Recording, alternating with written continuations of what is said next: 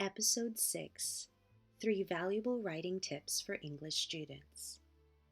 In our previous episodes, we covered the recipe and ingredients for a great story.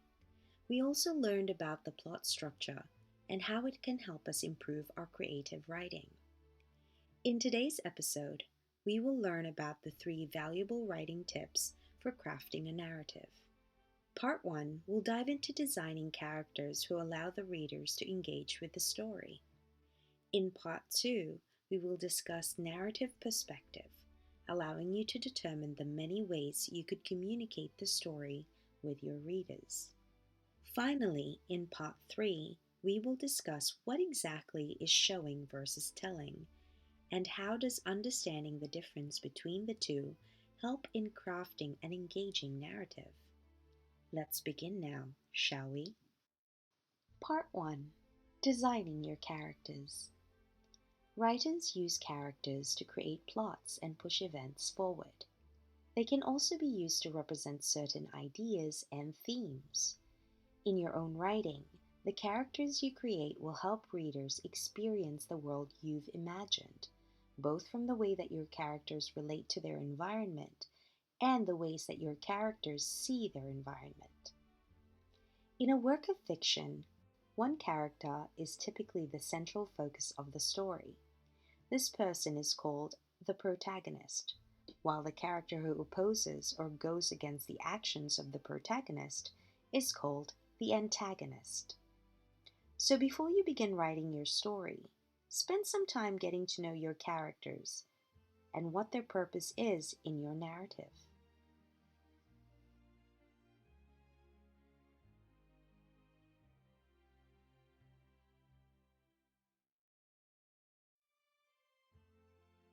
Every story has a unique voice and is told from a certain perspective. As you begin to write your story, you'll have to decide from whose perspective is your narrative going to be told. The narrator comes in different forms.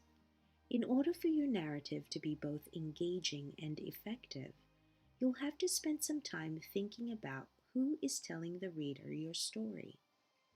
Let's look at 3 different narrative perspectives through 3 amazing stories from the master storyteller himself, Roald Dahl. We'll look at Boy, Tales of Childhood, The BFG, and Charlie and the Chocolate Factory. Let's begin with first person.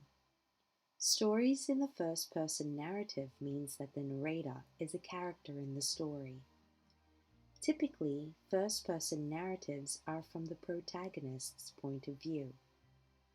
This means that the story will be told from his or her perspective, and they are the main part of the action. The narrator will use first person pronouns such as I, me, my, or myself. They will also use inclusive language such as we, us, or our. Using first-person narration allows the reader to get into the mind of the character and see things and events from his or her point of view. This way, the reader will understand the character's thoughts and feelings.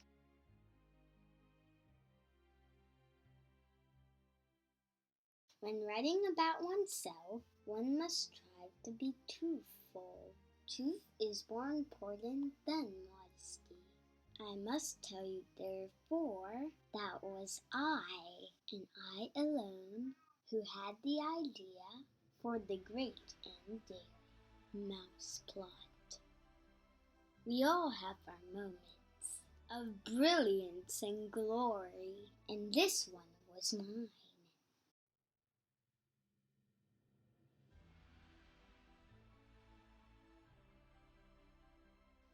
Second person point of view.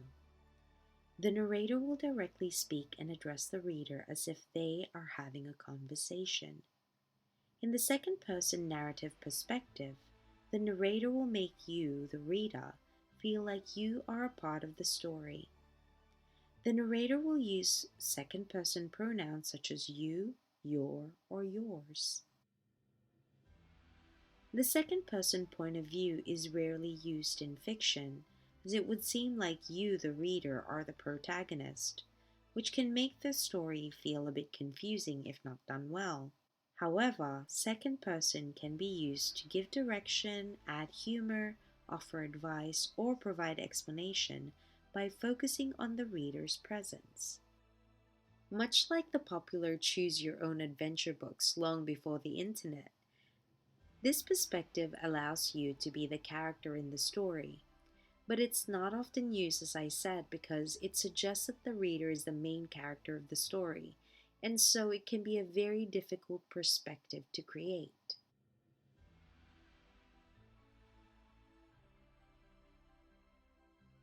But where, you might ask, is this book that the BFG wrote? It's right here. You've just finished reading it.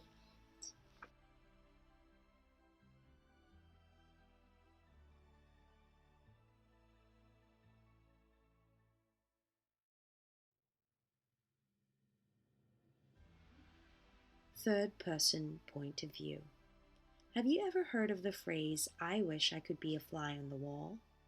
Well, being a fly on the wall means being able to observe something closely, but invisibly and without being a part of the action. A story being told from a third person perspective means an invisible narrator who is not a character in the story. They can describe the situation and know the thoughts and feelings of each of the characters. This is the most commonly used narration in many stories and novels. The narrator will use words like he, she, they, them, him, her, or their. There are two different types of third-person narrator: a limited third-person narrator or an omniscient third-person narrator. You'll learn more about this later in high school. But for now, regardless of whether the narrator is limited or omniscient, the third-person narrator allows the reader to understand multiple characters, observe different situations, and reveal different characters' thoughts and feelings, recounting the story from more than just one person's perspective.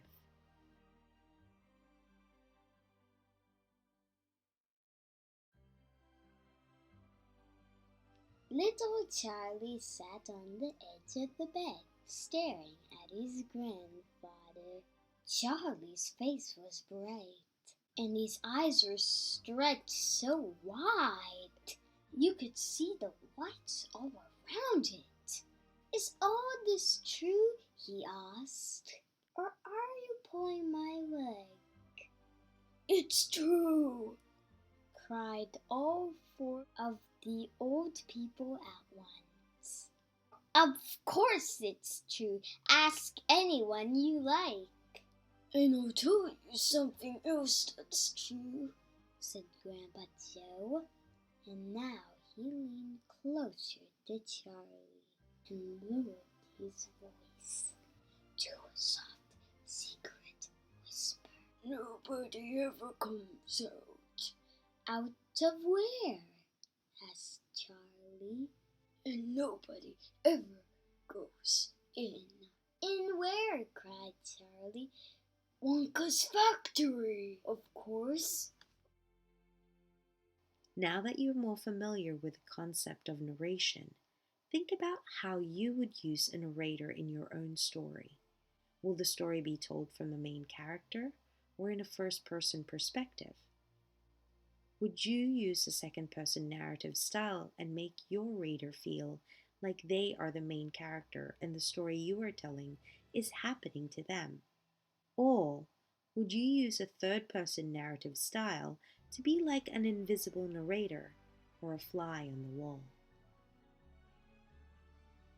Showing versus telling. You've probably heard your teacher say, "Show, don't tell," when you write. But what exactly does it mean? Both showing and telling in narration are important. Knowing when to use which and why simply telling is not always going to make your writing interesting will help to make your stories more exciting for you to write and far more engaging for your readers to read. Think about telling as informing or reporting. The author summarizes or uses short, direct sentences to simply tell the reader what is happening. When you tell rather than show, you tell your readers information rather than allowing them to imagine anything. For example, let's look at the passage of the moment when Sophie first sees the BFG. It wasn't human. It couldn't be. Roald Dahl, the writer, quickly tells us that what Sophie is seeing is out of the ordinary, but he tells it in a vague way. This sets up the chapter very quickly. However, Roald Dahl follows this with a showing sentence straight away. It was 4 times as tall as the tallest human. It was so tall, its head was higher than the upstairs windows of the houses. Showing is about using description and action to help the reader experience the story. A brilliant moonbeam was slanting through a gap in the curtains. It was shining right on her pillow. When you use showing in your writing, it allows the reader to feel closer to the action. Your reader can imagine and experience what the characters are seeing, feeling, or doing in that moment. By comparing the BFG's height to the houses, Roald Dahl allows us to see the BFG's size in our minds by describing it to something familiar to us, in this case, by describing it to the buildings we see around us. So if you want to show rather than tell, you have to engage the reader's different senses. Our 5 senses include our sense of touch or feel, our sense of smell, our sense of sight, and finally, our sense of sound or hearing. This is known as using imagery in your writing. Let's look at a couple more examples. Sophie sat in the dark, shivering with fear. Under the blanket, Sophie waited. After a minute or so, she lifted a corner of the blanket and peeped out. For the second time that night, her blood froze to eyes, and she wanted to scream, but no sound came out. The next moment, a huge hand with pale fingers came snaking in through the window. This was followed by an arm as thick as a tree trunk, and the arm, the hand, the fingers were reaching out across the room toward Sophie's bed. To help you add more details or show in your narrative, ask yourself the following questions. How did it look? How did it feel? What did it sound like? How did it smell? How did it taste? So here are some tips to help you decide whether you should show or tell in the different parts of your story. One place where telling is useful is at the start of a book, a chapter, or a scene. For example, Sophie couldn't sleep.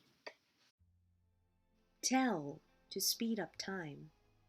Telling is also useful when you need to get your characters from setting A to B.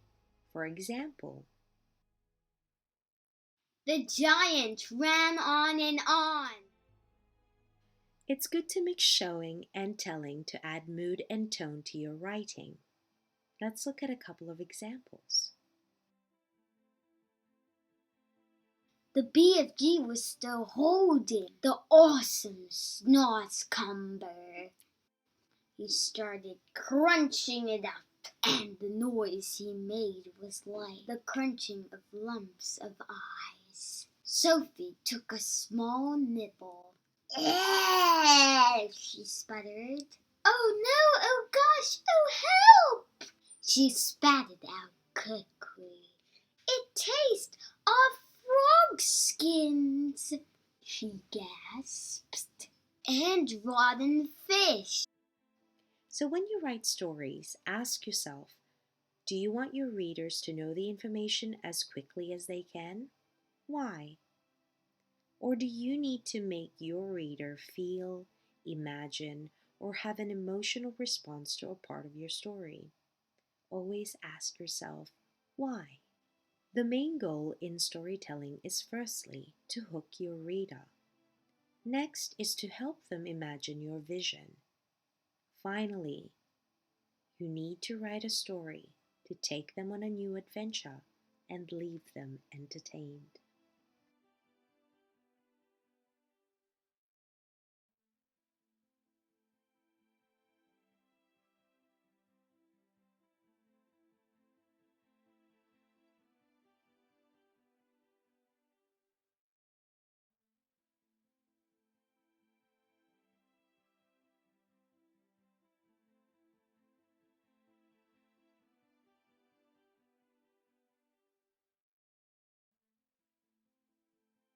Hi guys, if you enjoyed that video, please don't forget to like, share, and subscribe.